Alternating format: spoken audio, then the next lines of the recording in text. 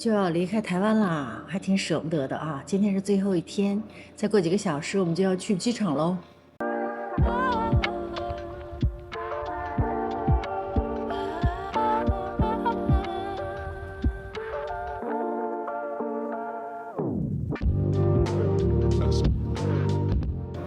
哎呀，有点儿啊、我现在是叫 departure syndrome 啊，这个每次结束度假的时候我都很难受啊，又要回到 routine 生活里边去了，还是在外面转悠来劲儿。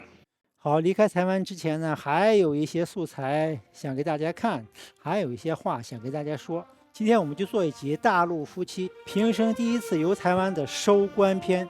很多朋友对我们自称大陆夫妻也有点意见啊，他说你们不是拿美国护照吗？首先我们澄清一下，我们两个都是出生在大陆啊，所谓生长在红旗下，现在又回到了北京旅居，所以说我们是大陆夫妻呢也不为过。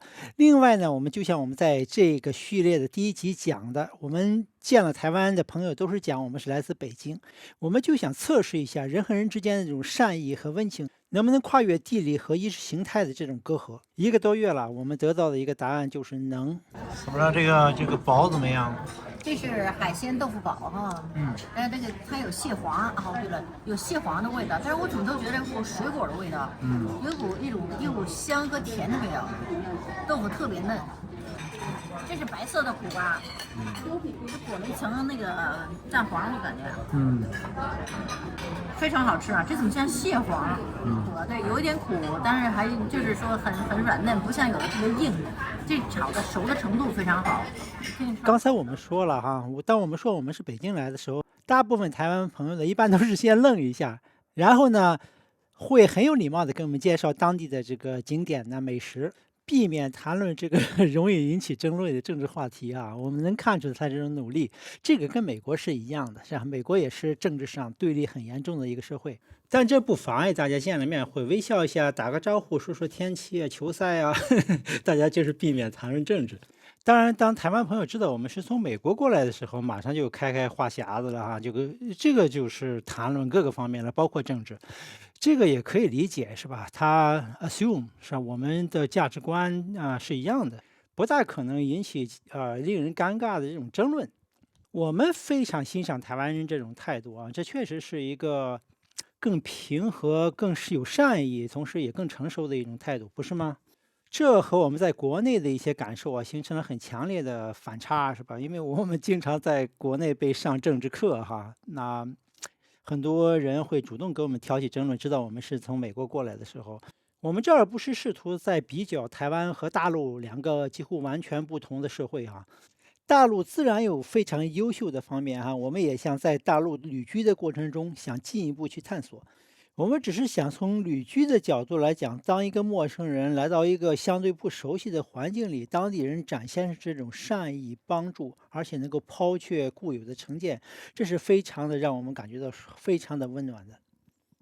再一个就是台湾社会的各个阶层啊，不管是从这个出租车司机、路边摆摊儿的，一直到受过很好教育的中产阶级哈，都有一种儒雅的气质啊，说话都文文尔雅，不急不慌，非常有礼貌。这个就很难和他们发生正面的冲突哈，社会就戾气就少了很多。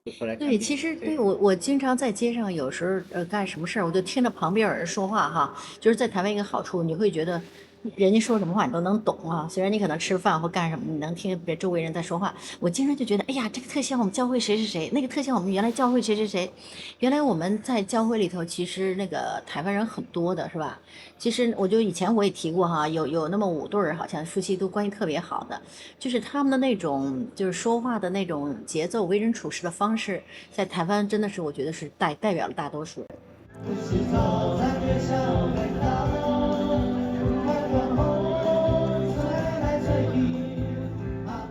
对了，又想起来刚到台湾发生的一件小事，我觉得在这儿应该提一下。有一次我们在松山找宾馆找不到哈，我们问路边的一个老人家啊，他就给我们指了方向。我们走了2条街以后呢，我发现他又骑着共享单车追了上来。他说我怕你们找不到，我匆忙用手机拍了一下他的背影。天哪，你看人这热情。人老先生刚才在那个小巷子里头碰到咱们，骑着个单车回来又给咱俩指一遍路。李安导演说了，人是台湾最美的风景。这个地方呢，就是说你在这儿没有异乡感的感觉，就是感觉到就是完全是自己熟悉的一个文化。语言呢完全不成问题，而且是你所看所听呢，让你回想起一些童年的一些场景，这是特别亲切的。啊，但是同时你会在台北的街头这个大城市的时候，你会觉得很国际化。虽然台湾你说它没有很多世界上那种很奇观的那种景观啊，但台湾这个旅行它的点并不是说在它的自然风光啊或有那么多，当然有很美的地方，但是当然世界各地这种美地方多了去了，是吧？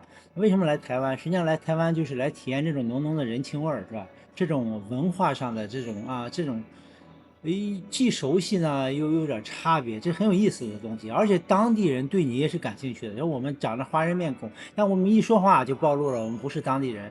他们对我们也感兴趣，我们对他们也感兴趣。这种东西是一种旅游里边很好的体验。有的时候你跑到很多国家，你要跟那当地人，他们对你不感兴趣，说实在。刚才我们讲了，我们来台湾最大的印象就是台湾的人情味儿啊。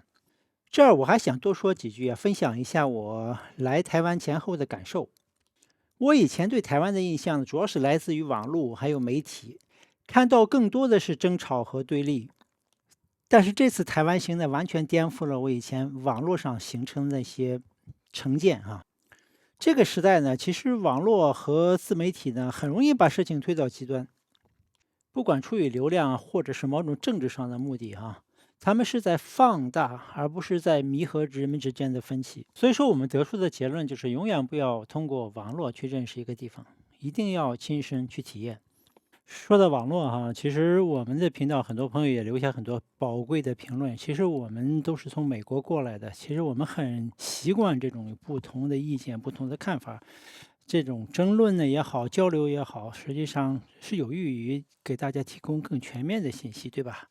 但是啊，有极少数的网友哈，他说话非常的极端。再一个呢，就是缺乏对别人也好，对我们的频道也好，评论我们都欢迎，但是缺乏最基本的尊重和礼貌。这个呢，反映出有一部分人的素质哈。这不仅在台湾了，其实在中国、在美国、在世界各地都有这种呃，怎么说呢？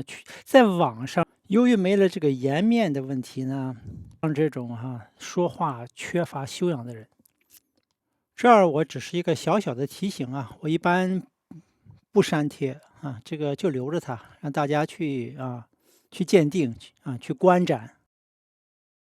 发现其实有一些地方可以提高的啊，用英语的话说，there room to improve 是吧？他们 always room to improve。他们有些地方，比如说酒店，我们发现很多地方没有加热的，中间的地方又潮湿阴冷。包括很高级的酒店，都像我们这个酒店啊，这个很新的酒店 IHG 的是国际连锁，且没有暖气，这个很难受。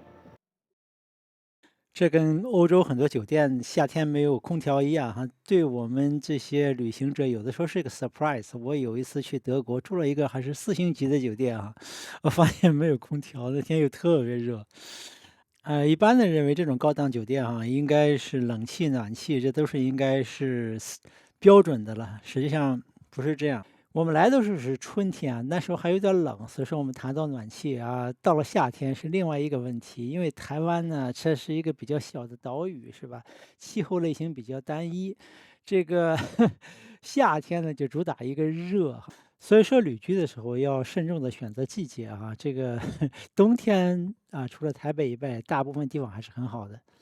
总而言之呢，就是说它跟其他的国家和地区比呢，因为一些大的国家，就像美国、中国是吧，它有不同的气候类型啊。这个是就说你总有地方可以逃到了夏天，所以这个呢是大家旅居的时候应该考虑到的一个问题。然后呢，再一个就是这大家诟病了，就是台湾这个基础建设，这个城市的比较旧，非常旧啊，它不脏啊，台湾城市很干净，实际上这点和日本很像，就算是破破烂烂的小巷子里边也很干净，但是呢，总体还是很旧哎。就像我们在台南那一期讲的，这可能有历史的原因哈，就是有些城市规划的原因。但是对我们个人来讲呢，我们倒是特别喜欢这种古早味儿哈，这种稍微有点儿乱的这种氛围。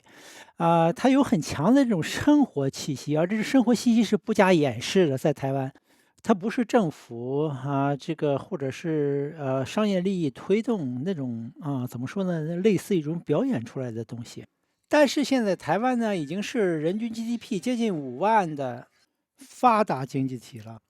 人们的想象和到这儿来的实际观感呢，有的时候会有些落差，是吧？这个东西也不光是大陆的一些游客会有这种感觉，我们认识一些来自美国的一些西方人，他们也有点儿这种落差。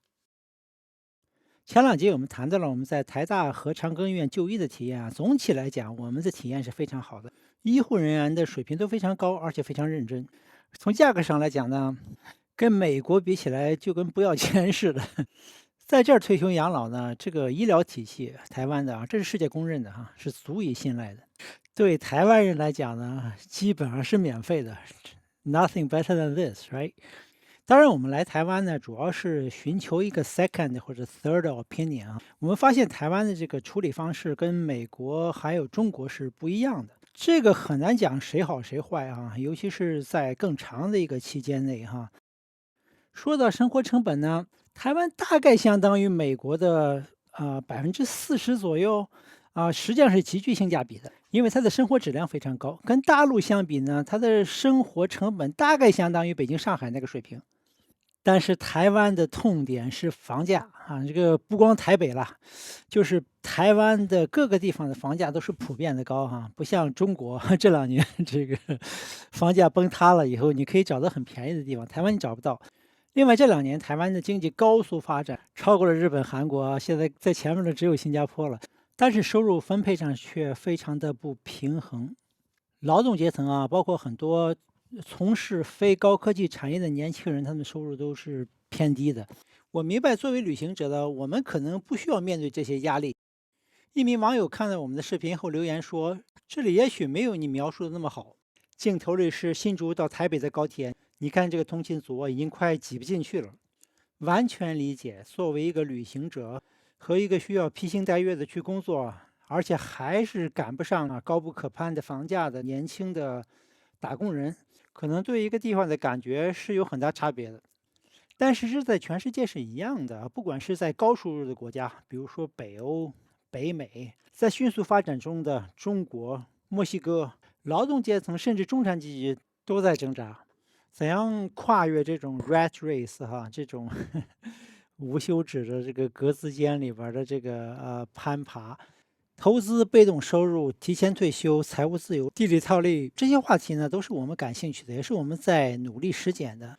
这个频道不仅仅是游记它记录了我们在这方面的思考和行程。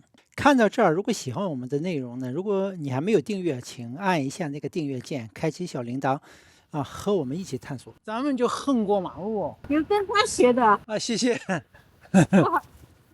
我们又横穿马路了这是从小就养成的好习惯，美国这么多年也没改过来。就这样，台湾司机还是让了我们台湾司机总体上来讲是非常有礼貌的这就是素质。他会离着你好远就停下来不给你太多的这种心理压力而且也很少会滴你我们在台湾1个多月只被滴过1次，而是那次是明显的我们走错地方了。在北京呢，被滴简直是家常便饭这个司机一般的认为行人应该是给汽车让路的。打车已经到了新竹科学园区了，出租车司机听我们是大陆的口音呢，问我们怎么过来的。这样我们就聊起了为什么大陆人没法到这儿来旅行的原因。他们怕的要死谁渗透谁都还不知道。这老哥的意思是说，别这么害怕，开放旅行呢，可能反而会改变大陆民众对台湾的看法。眼见为实嘛，如果人来不了，更多的空间可能就留给偏见和经过官方过滤过的信息。我们这集既是收官篇嘛，所以说我们好的还有不是特别喜欢的地方我们都谈我们刚才讲到了，我们不喜欢台湾的一点的就是高房价，这高的比大陆还离谱这透支了年轻人的未来。年轻人就不愿生孩子了，这样成本太高了。我听说很多年轻人也跑到澳大利亚或者别的国家去了。我知道很多有房子的朋友对我说的，不太满意啊，但是我还是要讲哈，这个你可以不同意我的观点，我们可以讨论。就是说呢，你看看世界上这种高房价的国家，最后都陷入了很严重的经济问题，比如说日本，比如说现在的中国大陆。